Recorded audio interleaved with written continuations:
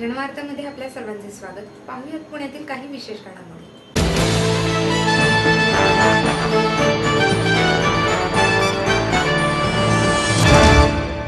राजू शेट्टी यांच्यावर कोल्हापूरमध्ये राष्ट्रवादी काँग्रेसने केलेल्या टीकांना शेट्टी यांनी आज पुणे येथील पत्रकार परिषदेमध्ये उत्तरे दिली। पाहूयात त्याची काही क्षणचित्रे।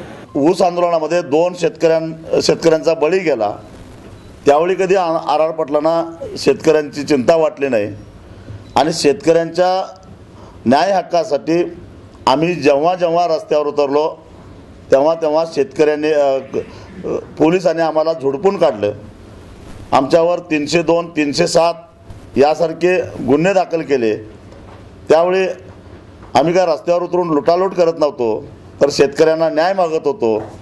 त्यावेळी आर पाटलांची दाबकीळ बसली होती, त्यावेळी ते कधी बोलले नाहीत। आणि आता अचानक आर पाटलांना असं वाटतं की आमच्यामुळं त्यांच्या पवार साहेबांना आणि आर पाटलांना दिवाळी साजरी करता आली नाही, ह्याचं दुःख आहे।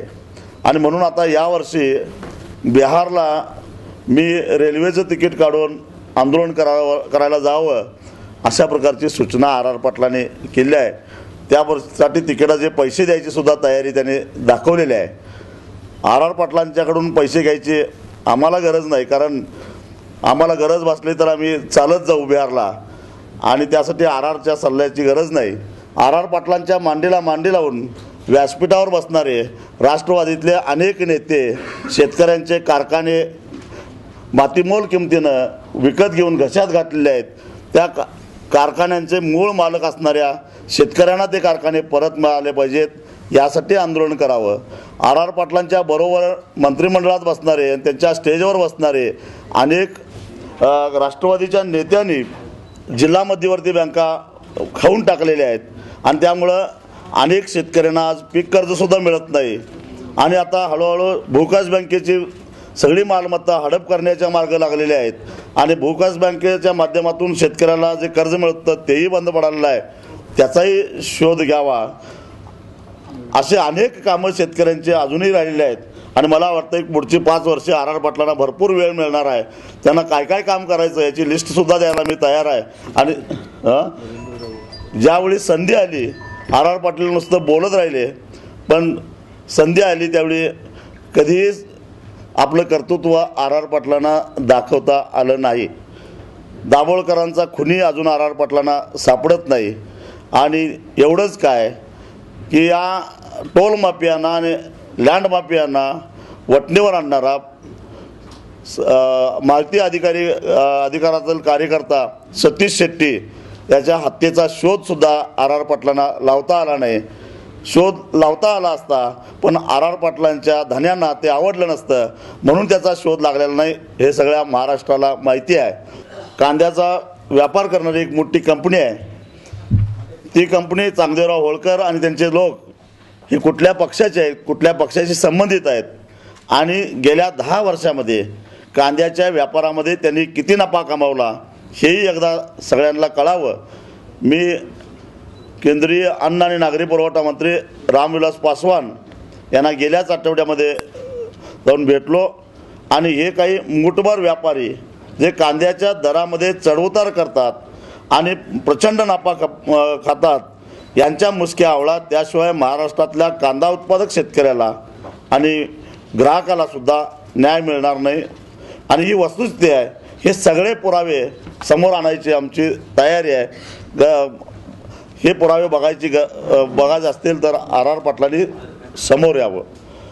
आणि म्हणून असं शेतकऱ्यांचा प्रश्न जेव्हा उपस्थित होईल त्यावेळी स्वाभिमानी शेतकरी संघटना रस्त्यावर उतरलेली आहे। आम्ही कधी मागं हटलो नाही आणि पुढेही उतरणार आहोत। शेतकऱ्यांची चिंता आर पाटलांना आणि पवार साहेबांना करायची गरज नाही। खरं तर या सरकारनं ऊस उत्पादक शेतकऱ्यांची वर्षाला आंदोलनं होतात आणि ते आंदोलन झाल्यानंतर मग सरकार चर्चेचं नाटक करतं आणि आंदोलन करणाऱ्या शेतकऱ्यांच्यावर सीझन लांबवला असा आरोप करतं। आणि म्हणून रंगराजन कमिटीच्या शिफारशीनुसार साखरेचा दर निश्चित करण्यासाठी साखर बोर्डाची जी सूचना केली होती त्या सूचनेचं आम्हीही स्वागतच केलेलं होतं। ते साखरेचं बोर्ड स्थापन झालं, परंतु त्या त्याचं अजूनही अधिसूचना जाहीर झालेलं नाही, त्याचं कामकाज सुरू झालेलं नाही. सरकारनं 15 ऑक्टोबरपासून साखर कारखाने सुरू करण्याचं जाहीर केलं, परंतु गेल्या वर्षी तुटलेल्या ऊसाचे पैसे किती मिळणार आहेत हे साखर बोर्डाचं कामकाज वेळीच चालू झालं असतं तर शेतकऱ्यांना समजलं असतं. यावर्षी तुटणाऱ्या ऊसाची परिस्थिती काय राहील हे शेतकऱ्यांना समजलं असतं आणि मग शेतकऱ्यांनी ऊसाच्या दरासाठी आंदोलन केलं नसतं किंवा करण्याची पाळी आली नसती. गेल्या अनेक वर्षापासून आमची हीच मागणी होती की आमच्या मागणीसाठी आम्हाला आंदोलन करायला भाग पाडता, रस्त्यावर यायला भाग पाडता आणि मग तुम्ही चर्चेचं नाटक करता. त्याच्याऐवजी कायमस्वरूपी एक काहीतरी व्यवस्था निर्माण करा. आम्ही त्या बोर्डाकडं जाऊन आमचं म्हणणं मांडलं असतं, कारखानदारांनी म्हणणं मांडलं असतं आणि त्या बोर्डानं जो काही निर्णय केला तो निर्णय मान्य केला झाला नसता तर अन्य ठिकाणी आम्ही त्याच्यावर अपील केलं असतं. परंतु अशी यंत्रणा अस्तित्वात आणण्यासाठी गेली 15 वर्षे आम्हाला संघर्ष करावा लागला. आता संघर्षानंतर हे बोर्ड अस्तित्वात आलं, परंतु त्या बोर्डाचं प्रत्यक्षात कामकाज सुरू नाही. त्यामुळं जर का यावर्षी कारखान्याचा सीझन लांबला तर त्याची जबाबदारी आता सरकारमध्ये असणाऱ्यांचीच असणार आहे. केवळ महाराष्ट्रातल्या भ्रष्ट साखर कारखानदारांना पाठीशी घालण्यासाठीच हे सगळे उद्योग केलेले आहेत आणि त्यामुळं अजूनही वेळ गेलेला नाही. सरकारनं ताबडतोब या बोर्डाचं कामकाज सुरू करावं आणि शेतकऱ्यांना आपला ऊस पाठवायची घाई, शेतकऱ्याची इच्छा आहे 15 ऑक्टोबरपासून कारखाने सुरू व्हावेत, पण त्याच्या आधी दराचा तिढा सुटला पाहिजे अशी आमची भूमिका आहे. महाराष्ट्रातल्या ऊस तोडणी मजुरांचा सुद्धा अद्यापही निर्णय झालेला नाही. त्या ऊस तोडणी मजुरांचा प्रश्न, ऊस उत्पादक शेतकऱ्यांचा प्रश्न सुटल्याशिवाय स्वाभिमानी शेतकरी संघटना गप्प बसणार नाही आणि त्याशिवाय जर कारखान्याचा गळीत हंगाम उशिरा झाला तर त्याची जबाबदारी आत्ता सत्तेत असणाऱ्या सरकारचीच असणार आहे हे त्यांनी लक्षात ठेवावं. आम्ही 4 मागण्या केल्या आहेत केंद्र सरकारकडं. एक, कांद्याला जीवनावश्यक वस्तू अधिनियमात जो तात्पुरता 1 वर्षासाठी समावेश केला आहे ते ताबडतोब त्यातून बाहेर काढा. दुसरी मागणी केली आहे की सवंग लोकप्रियतेसाठी कांद्याच्या निर्यात मूल्यामध्ये जी सरकारनं वाढ केली आहे ती ताबडतोब शून्यावर आणावी. तिसरा मुद्दा आहे, कांद्याचे भाव वाढले म्हणून त्याच्यावर उपाययोजनेच्या नावाखाली जर सरकार निर्यात मूल्य वाढवत असेल तर आता कांद्याचे भाव पडलेत म्हणून सरकारनं निर्यात अनुदान द्यावं. या संदर्भामध्ये येत्या आठवड्याभरामध्ये निर्णय घेण्याचा आश्वासन कृषी मंत्र्यांनी आणि अन्न आणि नागरी पुरवठा मंत्र्यांनी दिलेलं आहे. आणि त्याचबरोबर अन्न नागरी पुरवठा मंत्र्यांच्याकडे आम्ही हीही मागणी केली आहे की जे काही मूठभर व्यापारी आहेत, एका नियतकालिकाने त्यांनी ते कशा पद्धतीनं लॉबिंग करून दर पाडतात किंवा वाढवतात हे सविस्तर गेल्या वर्षी छापलेलं होतं. तर लॉबिंग करून जे काही दरात चढउतार करतात ह्या कंपन्यांच्या मुसक्या आवळा, त्यांच्यावर कारवाया करा. कांद्याचे दर स्थिर राहतील, उत्पादकांनाही तोशीस लागणार नाही आणि ग्राहकांनाही कांदा महाग दरामध्ये घ्यावा लागणार नाही. आम्ही विनंती केली, आमच्या महायुतीतल्या दोन्ही मोठ्या पक्षाच्या नेत्यांना विनंती केली. गेली 15 वर्ष महाराष्ट्राच्या जनतेला ग्रहण लागल्यासारखं काँग्रेस राष्ट्रवादीचं घोटाळेबाजारांचं ग्रहण लागलेलं आहे. त्यांनी सिंचन घोटाळा केलेला आहे, त्यांनी त्यांच्यामुळं आम्हाला वीज मिळत नाही, अनेक समस्या निर्माण झालेल्या आहेत, आमच्या बँका बंद पडत आहेत, आमचं साखर कारखाने गिळंकृत केलेले आहेत आणि या घोटाळ्याबाजारांच्यापासून वाचवा असे आर्त महाराष्ट्रातली जनता देते आहे. आणि म्हणून मराठी माणसाची मानसिकता लक्षात घेऊन आपण सगळ्यांनी एक व्हावं असं लोकांना वाटतं. त्यामुळे कुणाला किती जागा मिळाल्या याच्यापेक्षा आपण सगळ्यांनी एकत्रितरित्या लढलो तरच हे काँग्रेस राष्ट्रवादीचं भ्रष्ट सरकार पराभूत होऊ शकतं. आणि ही महाराष्ट्रातल्या जनतेची मानसिकता आहे आणि ती समजावून घेऊन सगळ्यांनी एक पाऊल पुढं टाकून याच्यामध्ये समन्वय साधावा अशी विनंती प्रत्येक पक्षाच्या नेत्यांना आम्ही केलेली आहे. आणि मला खात्री आहे येत्या 1-2 दिवसामध्ये त्याच्यामध्ये तोडगा निघेल. ते देतील तेवढ्या. आणि त्यांना जर वाटलं की आमच्याही जागा त्यांना पाहिजेत तर तोही मोठेपणा दाखवायला तयार आहे. सगळ्याच जागा आमच्या घेऊन देते पण भांडण मिटवा असं आमचं म्हणणं आहे. नाही, मग राजकीय संदर्भ बदलतील, होऊ नये असा आमचा आटोकाट प्रयत्न आहे. ते संदर्भ बदलतील. बदलत्या समीकरणामध्ये आम्हाला काय करावं लागेल हे आम्ही मग आमच्या कार्यकारिणीची बैठक घेऊन ठरवू. ज्या पाहिजेत तेवढ्या जागा मिळणं शक्य नाही आमच्याही लक्षात आलेलं आहे. पण जागा मिळण्यापेक्षा सर्वसामान्य लोकांना जे आज आम्ही लोकांच्यामध्ये फिरतो, लोकांना वाटतं की काही करा पण तुमचं भांडण मिटवा आणि लवकरात लवकर ह्या लोकांना पराभूत करा, अशी जी मानसिकता आहे ते बघितलं तर जाग्यासाठी अडून बसण्याच्या ऐवजी पहिल्यांदा एकत्रितरित्या त्यांना हरवलं पाहिजे. कारण यांनी काय केलं नाही, यांनी साखर कारखाने खाल्ले, यांनी बँका बुडवल्या, यांनी आमच्यासारख्या लढणाऱ्यांना तुरुंगात टाकलं, आमच्यावर गुन्हे दाखल लावले, वेगवेगळे निवडणुकीतून कायमचं बाद व्हावं म्हणून खुनाचा गुन्हा दाखल केला, असे अनेक उद्योग केले. दाभोळकरांचा खुनी सापडत नाही. मला बिहारला तिकीट काढून पाठवलं ते भाषा आर पाटील करतात, पण दाभोळकरांच्या खुन्यांना कुठं तिकीट काढून पाठवलं अजून कळालेलं नाही. असे अनेक मुद्दे आहेत की महाराष्ट्रातला सर्वसामान्य माणूस खरोखर हैराण झालेला आहे यांच्या कारभारामुळं. त्यामुळं आम्हाला किती जागा मिळतात त्याच्यापेक्षा महायुती जिंकणं महत्त्वाचं आहे असं आम्हाला वाटतं. कारण महाराष्ट्रामध्ये आत्तापर्यंत बऱ्याच लाटा येऊन गेल्या, परंतु काँग्रेसची एवढी वाताहत कधी झाली नव्हती ही. कारण त्या लाटा आल्या त्यावेळी महाराष्ट्रातला शेतकरी इतक्या मोठ्या प्रमाणामध्ये काँग्रेसपासून दुरावलेला नव्हता. तो आत्ता परवाच्या लोकसभेच्या निवडणुकीत दुरावला, म्हणून 42 जागा मिळू शकल्या. या दाव्यावर आम्ही ठाम आहोत.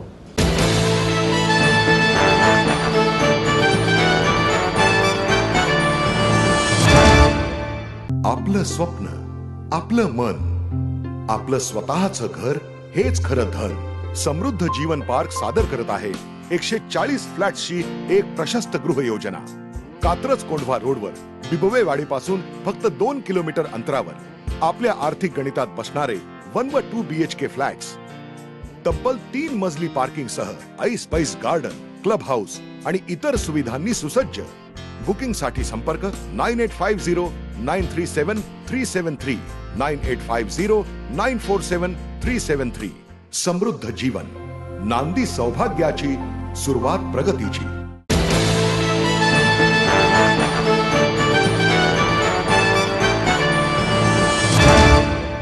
महाराष्ट्र चित्ररथ वाद्यवृंद श्रमिक महासंघाचा मार्गदर्शन मेळावा 20 सप्टेंबर रोजी श्रेयस गार्डन वाघोली येथे आयोजित करण्यात आला आहे.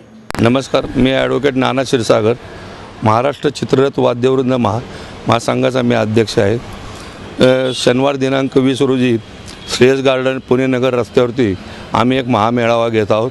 संपूर्ण पुणे जिल्ह्यातील जे चित्ररथ वाद्यवृंद जे आहे, ज्याला आपण DJ म्हणतो, हे सर्व त्या ठिकाणी सर्व धारक त्या ठिकाणी उपस्थित राहणार आहेत. मेळाव्याचं प्रमुख उद्दिष्ट असं की महाराष्ट्र शासनाने म्हणजेच पोलीस दलाने संपूर्ण या पुणे जिल्ह्यामध्ये आपल्या मिरवणुकांवरती बंदी आणलेली आहे किंवा आमच्या DJचा वापर करण्यास बंदी आणलेली आहे. जवळ संपूर्ण या पुणे जिल्ह्यामध्ये 3000 DJ आहेत की ज्याच्यावरती प्रत्येकी 5 लोक पोट भरतात. जवळजवळ 15 ते 20 हजार कुटुंबाचा हा प्रश्न निर्माण झालेला आहे. त्यांची उपजीविका संपुष्टात येणार आहे. या उद्देशाने आम्ही एकत्रित आलेलो आहोत. शनिवारच्या आम्ही मेळाव्यामध्ये एक आचारसंहिता ठरवणार आहोत की ज्या आचारसंहितेनुसार आम्हाला कायदेशीर मान्यता मिळावी. त्याचबरोबर आमच्यावरती या विविध पोलीस स्टेशनमध्ये मिरवणुका काढण्यास जी बंदी घालण्यात आलेली ती बंदी उठावी. या प्रमुख उद्दिष्टाने आम्ही हा प्रचंड मेळावा घेत आहोत. या मेळाव्यामध्ये मार्गदर्शन करण्यासाठी RTO, पोलीस आणि ध्वनी नियंत्रण कक्षाचे जे अधिकारी आहेत ते उपस्थित राहणार आहेत. तेही मार्गदर्शन करणार आहेत. प्रमुख याच्या पाठीमागचा हेतू असा आहे की आमची उपजीविका ही राहिलीच पाहिजे. आम्हाला जो आमच्यावर ज्या बंदीचा हा जो बडगा शासन उगारतं आहे की काही ज्या दुर्घटना घडलेल्या आहेत किंवा अशा मिरवणुका प्रसंगी जो लॉ अँड ऑर्डरचा प्रश्न निर्माण होतो याच्यावर मात करण्यासाठी काहीतरी एक नियमावली असावी. आता आमच्या संघटना जी आम्ही स्वतः आमची एक नियमावली तयार करणार आहोत. आमचा प्रत्येक सभासद ती नियमावली काटेकोर पद्धतीने जर पालन केलं तर मला असं वाटतं भविष्यामध्ये आमच्या या व्यवसायाला जी घरघर लागलेली आहे किंवा विविध प्रकारे बंदी घालण्याचा जो शासनाचा घाट आहे तो निश्चितच त्यामुळे आम्हाला न्याय मिळेल आणि अशी बंदी भविष्यामध्ये येणार नाही. या अशा प्रयत्नातनं आता त्या मेळाव्याचं आम्ही आयोजन केलेलं आहे. महाराष्ट्र राज्य चित्ररथ वाद्यवृंद महासंघाचा मी अध्यक्ष आहे. माझे या ठिकाणी सर्व सहकारी उपस्थित आहेत. आता आम्हाला त्या मेळाव्याचं संपूर्ण यशस्वी करण्यामागचं सर्व हेतू आपल्याला सांगितलेलं आहे. जर शासनाने जर आम्हाला न्याय दिला नाही तर भविष्यामध्ये आता विधानसभेच्या निवडणुका आलेल्या आहेत, आम्ही विचार करतो की आता कुणाला मतं द्यावं, कुणाचा झेंडा हाती घ्यावा अशी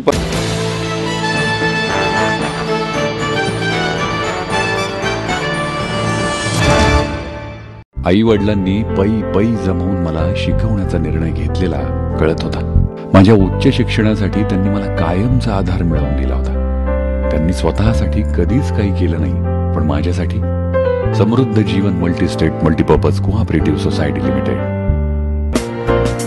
गुंतवणूक भावनांची, आनंद लक्षावधीचा.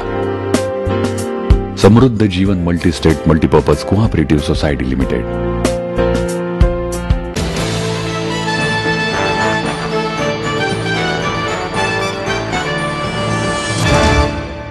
कुख्यात गँगस्टर रवी पुजारी याच्या नावाने हॉटेल व्यावसायिकाला 1 कोटी रुपयाची खंडणी मागणाऱ्या तरुणाला खंडणी विरोधी पथकाने जेरबंद केले आहे.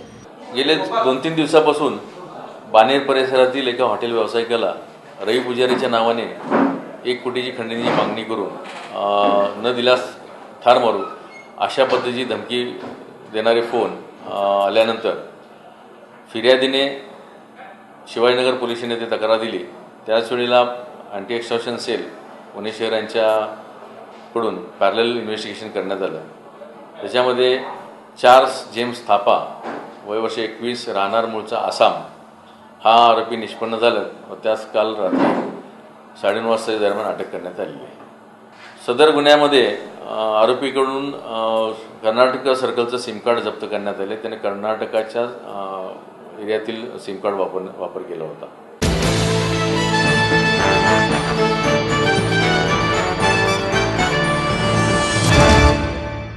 माहेर सोडून सासरी आले. इथेही प्रेमाची, मायेची माणसं होती, पण माझं भविष्य सुरक्षित आहे याचा आनंद, आत्मविश्वास वाढवणारा होता. Samruddha Jeevan multistate multipurpose cooperative society limited.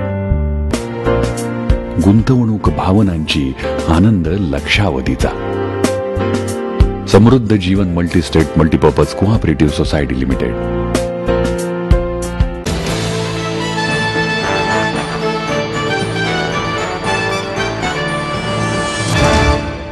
नवक्षितिजच्या वतीने विशेष मुलांचा नाट्य महोत्सव आयोजित करण्यात आला आहे.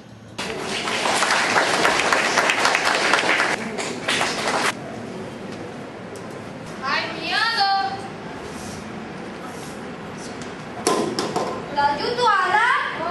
चल 2 आठवडे उद्याला अभ्यासाला बस. राजू बॅग ठेवून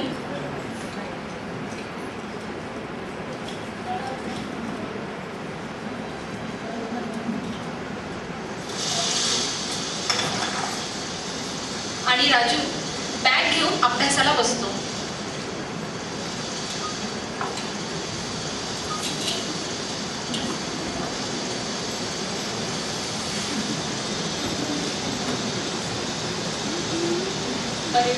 अरे राजू आज शाळेत काय शिकवले? अगं आई, आज शिक्षकांनी फळांची माहिती सांगितली आणि फळांची माहिती घेऊन आम्हाला सांगितली. अरे मग आठव. सर्व फळांची. आणि फ्रूट सॅलड म्हटल्यावर काय म्हणतो राजू? मला फळ आवडत नाही. अरे राजू खाऊन तरी बघ, किती छान झालंय. नाही, मला फ्रूट सॅलड नाही आवडत. फळांचा राजा आंबा सिंहासनावर विराजमान होते. त्याच्या उजव्या बाजूला वरून कठोर वागणारे पण आलं. चला तर बघूया. द्राक्ष. नमस्कार महाराज. बोल बोल द्राक्ष. आंबे द्राक्ष आंबट गोड. माझ्यापासून बेदाणा मनुका तयार होतो. तेवढ्यात कलिंगड आलं समोर. मी आहे कलिंगड.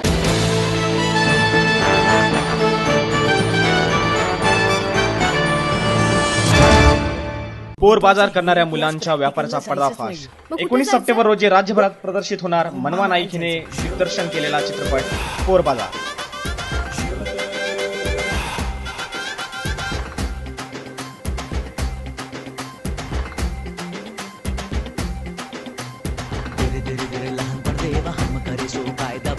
एन्जॉय करो लाईफ यारो टचन टचन गोली मारो रे. आपण मोठं झाल्यावर काय होणार? मी राजकारणात जाणार. रक्कड पैसे कमवता येतात. जाब विचारणारा पण कोणी नाही. मला डॉक्टर व्हायचं. मी ठरवलंय की मांजाला घेऊन बाईकवरनं लांब फिरायला जायचं. कुठे होतास ते मला उत्तर हवंय. विशालच्या रूम वर होतो. काय मस्त मूड लागला होता. अभ्यास करत होतो. माझ्या गावाला एक सुंदर वाडा आहे. भूतबित असतात तिकडे. 3-4 दिवस जाऊया राहायला. नको ना यार.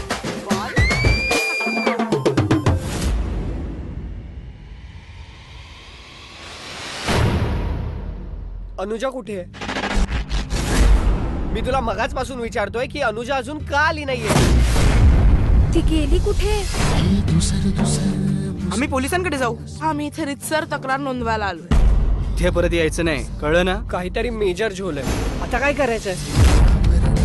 श्रद्धा मॅम, ज्या काही गोष्टी घडल्यात त्याचा तुमच्या मनावर खूप परिणाम झाला. हे सगळं माहित असून सुद्धा आपण काही करू शकत नाही. तो बघ ना तो ट्रक. चक्रव्यूहात उतरल्याशिवाय हा प्रश्न सुटणार नाहीये. मॅम, आम्ही ह्या चक्रव्यूहात उतरणार आहोत. तुम्ही मदत कराल? आहात तुम्ही तयार या चक्रव्यूहात उतरायला आणि आम्हाला बाहेर काढायला?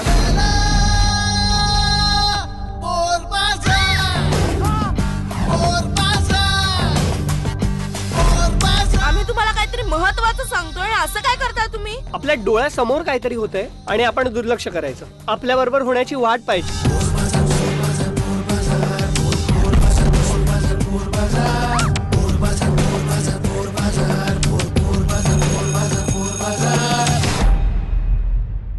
कोणावर अन्याय झाला, अत्याचार झाला तरच आपल्याला जाग येते. अंगात एक जोश येतो काहीतरी करून दाखवायचा. आणि पुढे कुठे जातो तो जोश? सिस्टीमवरचा राग. काही होत नाही पुढे त्याचं. हाच ट्रेंड सुरू आहे आता सोसायटीमध्ये.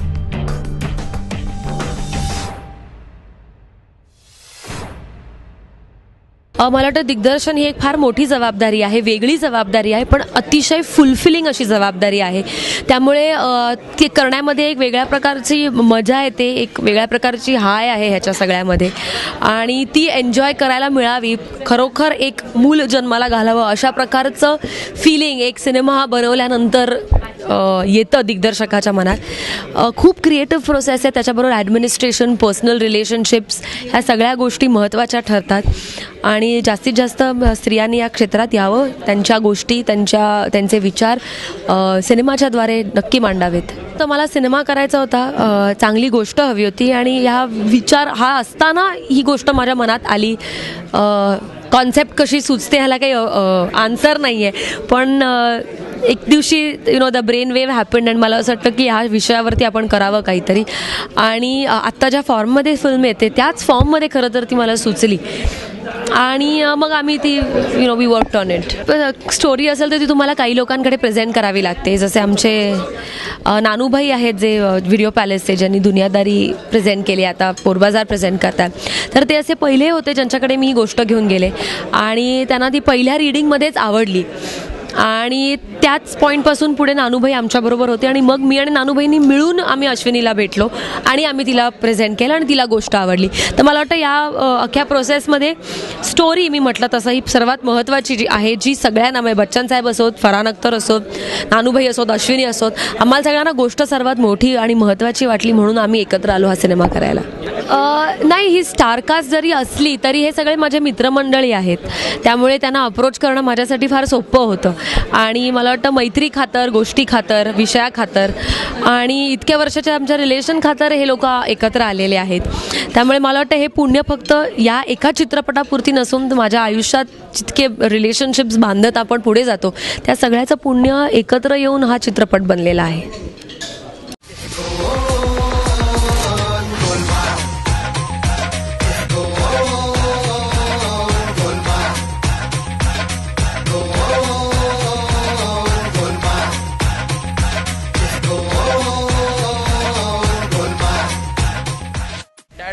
टिप्स मी मागत नाही. मी टिप्स मागत डिरेक्टरकडनं, पप्पांकडनं नाही. मी नाही मारत, ते मला सखीलीन अशी छळते, मारते, दरवाजा डोक्यावरती दगड फेकतो, मग मला राग येतो म्हणून मी वाचवतो. म्हणजे जे पण मी असं कोणाशी माझ्या गर्लफ्रेंडशी बोलायला जातो तर माझा असं मोबाईलच घेऊन टाकते.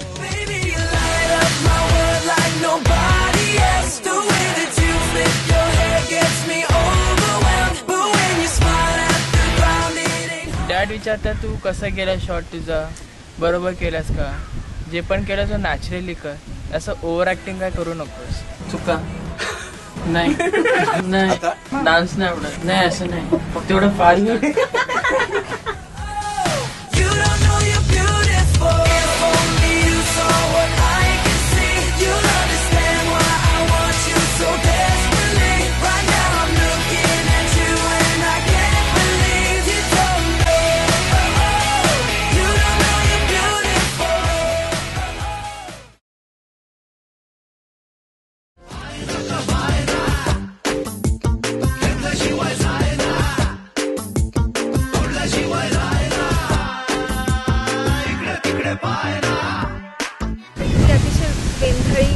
धडपडी अशी मुलगी आहे. माझं जे धडपडणं आहे ते मला तसं चालू ठेवायचं आहे.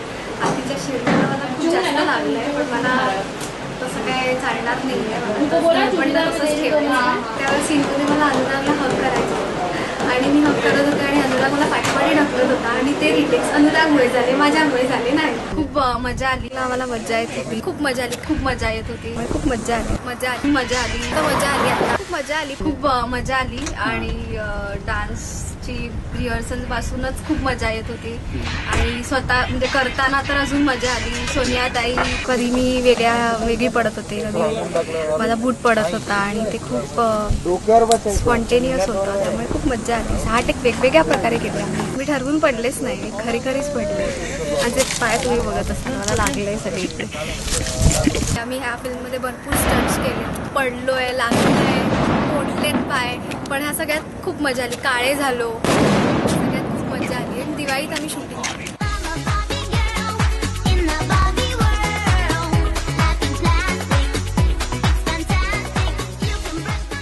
असं कोण म्हणलं की आम्ही भेटणार नाही, आम्ही भेटणार.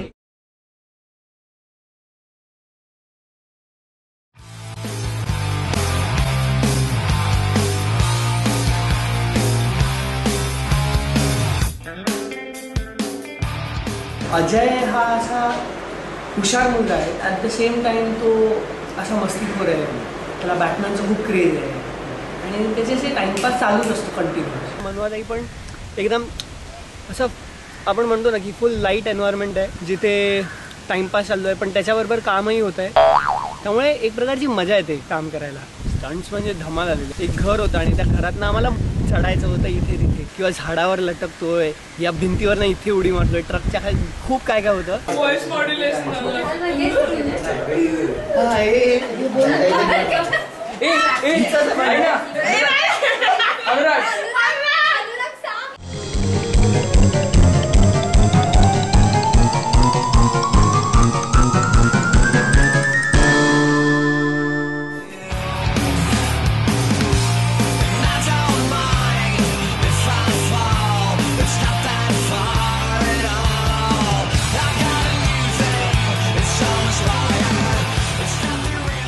सगळ्याला एवढं मस्त बघता येतं ना, स्पेशली दरवाजा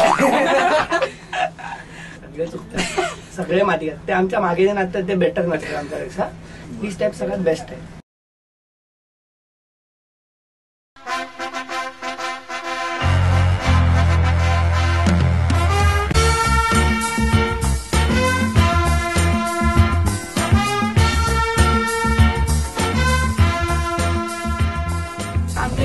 पोलीस रेडचा शॉट केला, जो 1 टेक शॉट होता. म्हणजे सगळ्या रूम्स मध्ये पोलीस जातात आणि स्टेडी कॅम मध्ये तो जितके वेळा होत होता ते फार हेक्टिक होतं, कारण अख्खा खूप मोठा शॉट होता, 2.5 मिनिटाचा वगैरे, आणि तो 1 टेक मध्ये सांगितलेला पण तो काही झाला नाही.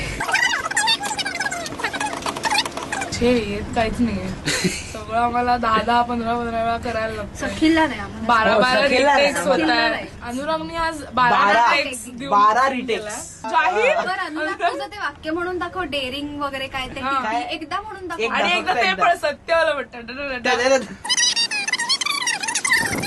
डबिंग खूप कठीण वाटलं. म्हणजे इमॅजिन करून नुसतेच श्वासाचे आवाज किंवा धावण्याचे आवाज असं मला काही करताच येत नव्हतं. म्हणजे तेव्हा मला मनात म्हणले की त्याच रूम मध्ये 2 राऊंड मार, धावत आणि मग ते आवाज काढ. पण खूप कठीण होतं डबिंग. मस्त हार्ड आणि बाईट्स.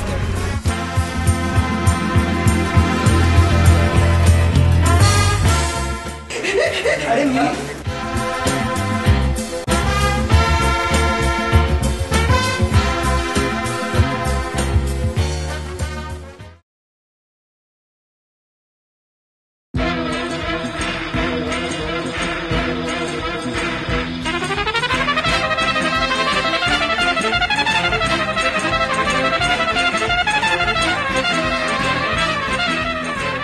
ऍक्च्युली मी मराठी असं रीड नाही करत, ती बोलत नाही. उच्चारण मध्ये खूपच डिफिकल्ट. अरे मी मराठी बोलत नाही.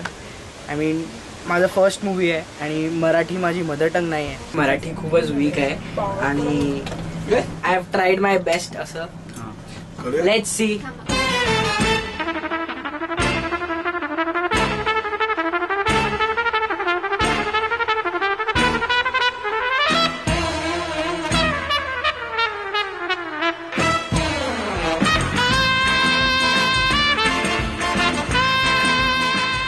पॉटी करवाया.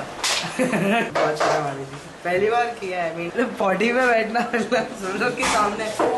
ऐसा नहीं है कि मैं अकेला पॉटी पे बैठ रहा हूँ, सब लोग देख रहे हैं. 50 people watching me doing potty. जे आपल्याला दिसतं ते कसं नसतं ते आज आपण बघूया. तर असे या तुम्ही आमच्या मागे मागे. बरं असे या.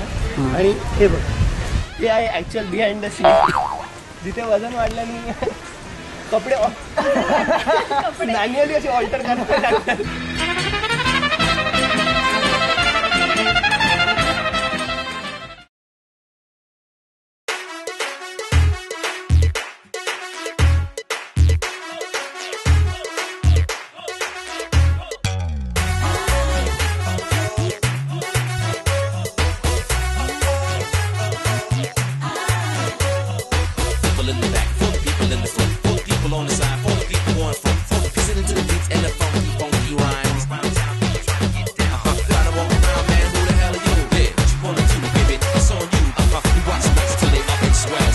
Check the mic and make sure it sound right. बोल बोल बच्चन ना दे तू हसन शान पट्टी सोडून दे. उमर का कच्चा अभी है बच्चा फुकटची मचमच सोडून दे. हवेत गप्पा नको रे पप्पा फेक बाकी सोडून दे.